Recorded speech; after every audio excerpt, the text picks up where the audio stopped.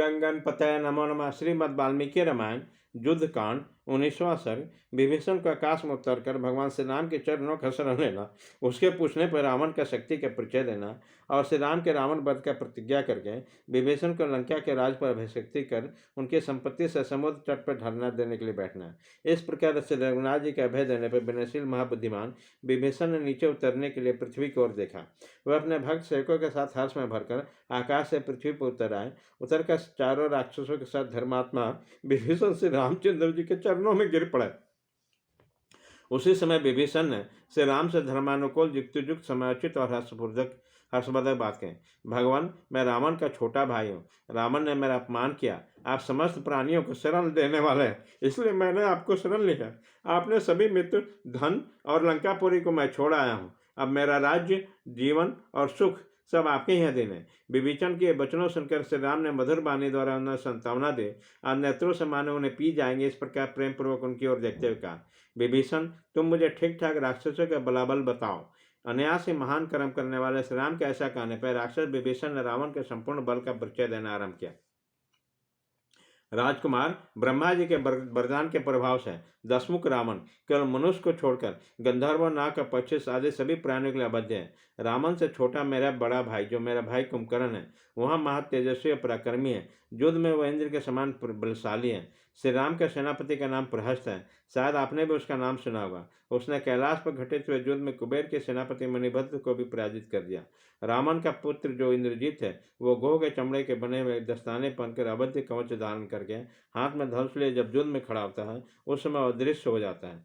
रघुनंदन, श्रीमान इंद्रजीत ने अग्निदेव को तृप्त करके ऐसी शक्ति प्राप्त कर ली है कि विशाल व्यूह से युक्त संग्राम में अदृश्य होकर शत्रुओं पर प्रहार करता है। महोदर, महापार्श और अनुकंपन, ये तीनों राक्षस रावण के सेनापति हैं। आज युद्ध में लोकपालों के समान प्रकट करते हैं।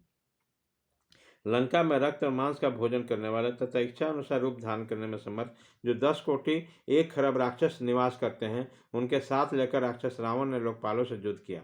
उस समय देवता सहित तो सब लोकपाल दुरात्मा रावण से पराजित होकर भाग खड़े हुए।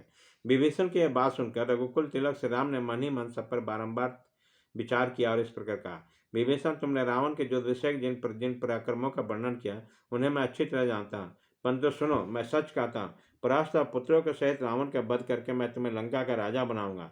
रावण रसातल या पताल में प्रवेश कर जाए अथवा पितामह ब्रह्मा जी के पास चले जाए तो भी मेरे हाथ से जीवित नहीं छूट पाएगा। मैं अपने तीनों भाइयों को सौगंध खा के कहता हूँ कि युद्ध में पुत्र, वृद्धजन और बंधु बांधव सहित रावण का वध किए बिना अयोध्यापुरी में प्रवेश नहीं करूंगा। अनायास से महान कर्म करने वाले श्री रामचंद्र जी के वचन सुनकर धर्मात्मा विभीषण ने मस्तक झुकाकर उन्हें प्रणाम किया और फिर ऐसा कहना आरंभ किया, प्रभु, राक्षसों के संहार में लंकापुरी पर आक्रमण करके इसे जीतने में मैं यथाशक्ति सहायता करूंगा तथा प्राणों की बाजी लगाकर युद्ध के लिए रावण की सेना में भी प्रवेश करूंगा। विभीषण के ऐसा कहने पर भगवान श्री राम ने उसे हृदय पर लगा लिया और प्रसन्न होकर लक्ष्मण से कहा, दूसरों का मान देने वाला सुमित्रा नंदन, तुम समुद्र से जल ले आओ और उसके द्वारा इन परम बुद्धिमान राक्षस राज विभीषण के लंका के राज पर शीघ्र अभिषेक कर दो। मेरा प्रसन्न होने पर इन्हें यह लाभ मिलना चाहिए। उनके ऐसा कहने पर सुमित्रा कुमार लक्ष्मण ने मुख्य मुख्य बानरों के बीच महाराज श्री राम के आदेश से विभीषण के राक्षसों के राजा के पद पर अभिषेक कर दिया। भगवान श्री राम का तत्कालिक प्रसाद अनुग्रह देकर सब बानर हर्षध्वनि करने लगे और महात्मा श्री राम को साधुवाद देने लगे। तत्पश्चात हनुमान और सुग्रीव ने विभीषण से पूछा, राक्षस राज, हम सब लोग अक्षम्य समुद्र के महाबली बानरों के सेना के साथ किस प्रकार पार करेंगे?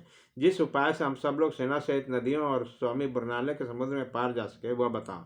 उनके इस प्रकार पूछने पर धर्मात्मा विभीषण ने यह उत्तर दिया, रघुवंशी, राजा श्री राम को समुद्र की शरण में लेनी चाहिए। इस अपार महासागर को राजा सगर ने खुदवाया था। श्री रामचंद्र जी सागर के वंशज हैं, इसलिए समुद्र को इनका काम अवश्य करना चाहिए।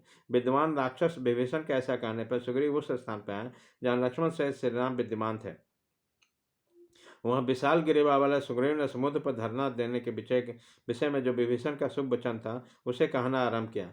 भगवान श्री राम स्वभाव से धर्मशील है, अतः उन्हें भी विभीषण की बात अच्छी लगी।